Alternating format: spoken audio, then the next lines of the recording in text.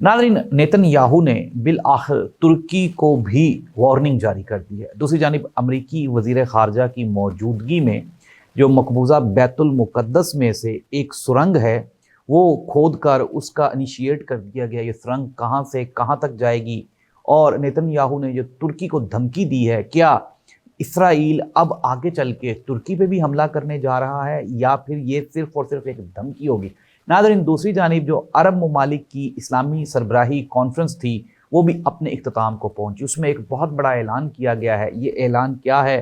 तुर्की और इसराइल का मामला, अरब ममालिक का मामला और ये जो मकबूजा बैतुल मुक़द्दस में से सुरंग खोदी जा रही है, इसकी हकीकत शामिल करेंगे हम आज के प्रोग्राम में। मैं हूं जाहिद अब्बास नकवी, आप देख रहे हैं हमारा सोशल मीडिया चैनल।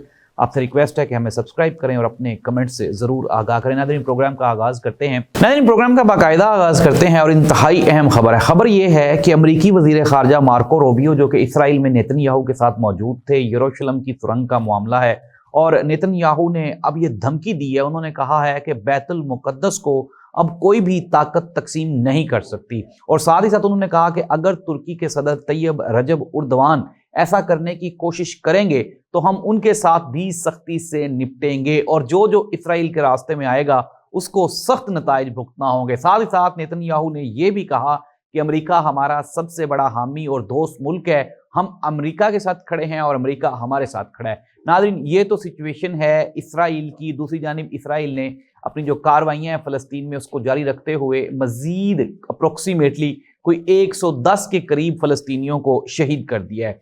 कुछ खाने पीने का सामान है, कुछ ज़रूरियात ज़िंदगी की चीज़ें हैं जो कि फ़लस्तीनियों को, गज़ा के जो भूखे और महकूम लोग हैं उनको पहुंचाने की इस्लामी दुनिया की जानिब से कोशिश की जा रही है, लेकिन वो तमाम के तमाम लोग, वो तमाम के तमाम जहाज़ वो इसराइल फ़लस्तीन पहुंचने नहीं दे रहा। यानी कि वहाँ पे अब जो कहत का जो सिचुएशन है वो इंतहाई शिद्दत इख्तियार कर गई है। हर रोज़, हर गुजरते हुए दिन के साथ कई ना कई हलाकतें सिर्फ और सिर्फ भूख और प्यास की वजह से हो रही हैं। अब हम आ जाते हैं नाज़रीन अरब ममालिक की जो कॉन्फ्रेंस है, हंगामी कॉन्फ्रेंस हुई वहाँ पे कतर में, और उसका जो एलामिया जारी किया गया उसमें अब ये मुश्तरका एलामिया में ये कन्फर्म कर दिया गया है कि इसराइल की हर जारियत का मुंह तोड़ जवाब दिया जाएगा और इस्लाम के ये जो ताकतवर इस्लामी ममालिक हैं उनकी इकट्ठा करके उनको एक नेटो की तर्ज पे एक नई फौज उसका आगाज़ किया जाएगा। कल गालिबन मिस्र ने ये तजवीज़ पेश की थी और आज पाकिस्तान ने भी इसको एंडोर्स किया, और पाकिस्तान ने ये भी पेशकश की है कि जो पाकिस्तान की एटॉमिक ताकत है वो तमाम इस्लामी ममालिक के लिए हर वक्त हाजिर है। नाज़रीन, ये बहुत बड़ी खबर है। आसान नहीं होता इस तरह से ऑफर करना, क्योंकि इंटरनेशनल पाबंदियों का खतरा होता है।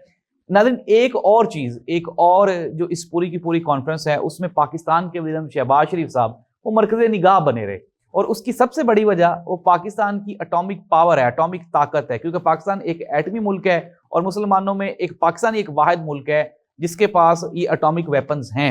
अब ऐसी सूरत हाल में दुनिया इंतहाई अहम मोड़ पे पहुंच गई है। जो अरब ममालिक हैं इनका इकट्ठा होना, अमेरिका को छोड़ के रशिया की जानिब बढ़ना, रशिया को छोड़ के चाइना की जानिब जाना, इट मीन्स दैट कि तब्दीलियां बहुत जल्द आने वाली हैं। नाज़रीन, एक तो मैंने आपको बताया कि फ़लस्तीन में जो इसराइली जुल्म और बर्बरियत है वो जारी और सारी है, वहाँ पे शहादतें हो रही हैं। साथ ही साथ अब इसराइल तुर्की को भी इन्होंने धमकी देनी शुरू कर दी है। लेकिन नाज़रीन, मैं आपको एक और अहम और बड़ी खबर देने जा रहा हूँ। वो खबर ये है कि तुर्की ने भी अब अपनी जो तैयारी है उसको हतमी मराहिल में उन्होंने दाखिल कर दिया, और इट मीन्स दैट कि वहाँ पे जो उनकी मिलिट्री इस्टेब्लिशमेंट है, उनकी मिलिट्री है, उसके अलावा उनके पास जो जो उनके पास वॉर वेपन्स हैं उनको भी उन्होंने अब मुकर्रा अहदाफ पे पहुंचा लिया है। आने वाले चंद दिनों में तुर्की और इसराइल में जो शिद्दत है वो आप मजीद बढ़ती हुई देखेंगे। लेट्स सी दैट कि क्या होता है। इसराइल की जानिब से क्या इसमें प्लानिंग की गई है और तुर्की इसको किस तरह से डिफेंड करेगा या इसको रिस्पॉन्ड करेगा। ये एक बड़ा इम्तहान होगा तुर्की का भी और इस्लामी दुनिया का भी। लेकिन मैं आपको ये बता रहा हूँ कि इसराइल के लिए वो जो हनीमून पीरियड था, वो जो आसानी के दिन थे, अब वो गुजर गए हैं, और इसका एक नुकसान वो अमेरिका को भी होने वाला है इन शेप ऑफ फाइनेंसिस, क्योंकि फाइनेंसिस जो हैं वो सारे के सारे अरब ममालिक के अमेरिका को शिफ्ट हो रहे थे। अमेरिका की जो वेपन्स हैं, अरब ममालिक अमेरिका के वेपन्स के सबसे बड़े दुनिया में खरीदार हैं, कतर, मिस्र, लबनान।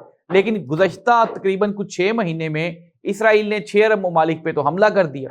अब उसके बाद ये जो मुसलमानों का इनका जो इन्हिसार है अमेरिकन वेपन्स पे वो आहिस्ता आहिस्ता कम होता होता اب یہ اختتام کی جانب بڑھ رہا ہے، اور یہ اب جا رہے ہیں S-400 سسٹم رشیا سے لینے کے لیے، اور پھر اس کے بعد جو لیزر ٹیکنالوجی ویپنز جو کہ ابھی انٹروڈیوس کروائے ہیں چائنا نے، ان کی طرف بھی یہ آہستہ آہستہ بڑھ رہے ہیں۔ ناظرین، اٹ مینز دیٹ دنیا میں تبدیلیاں رونما ہو رہی ہیں، جو مشرق وسطیٰ کی صورتحال ہے وہ مشرق وسطیٰ تک محدود نہیں رہے گی، بلکہ آہستہ آہستہ یہ پوری دنیا کو اپنی لپیٹ میں لینے والی ہے۔ ناظرین، اس امید کے ساتھ کہ معاملات اور حالات ٹھیک ہو جائیں، اللہ اس ملک کا اس دنیا کا حامی و ناصر ہو۔ اللہ حافظ۔